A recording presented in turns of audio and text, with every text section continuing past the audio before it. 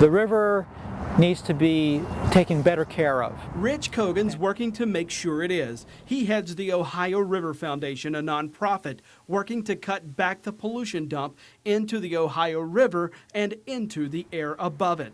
The evidence there's a problem, Cogan says, is already in front of us. For example, the algae blooms last summer canceled the Great Ohio River Swim and the annual river cleanup. If we didn't have high levels of nitrogen and phosphorus in the river, that would not have occurred. The latest numbers from the EPA show in the Indiana, Kentucky, and Ohio counties in our viewing area, corporations dumped 20.6 million pounds of chemical pollution in a single year. The most pollution in our viewing area happened in Adams County, where EPA figures show all the pollution came from the J.M. Stewart and Killen Station power plants.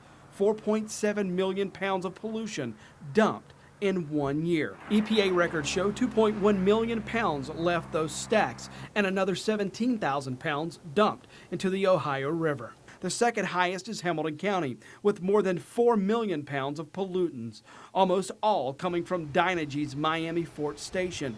The EPA reports 2.5 million pounds went into the air, 7,000 pounds of chemicals went into the Ohio River, and another 1 million pounds went on the ground or into a landfill. Despite the numbers, not a single one of these polluters is breaking the law. This pollution is permitted, regulated, and perfectly legal. Correct.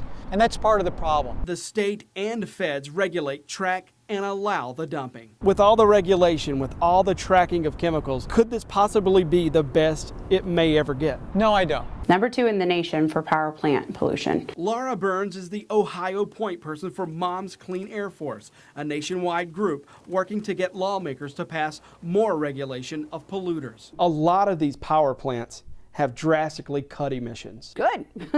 They should. But then you look at it, one power plant still producing 3.6 million pounds of chemicals, of pollutants in a year. Do you believe regulation as it is today is enough?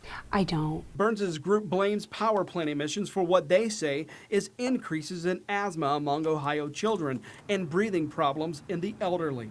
The reason people don't fight back, Burns says, is because the public can't easily see the millions of pounds of pollution created by power plants and businesses each year. And that's the point. People can't see it.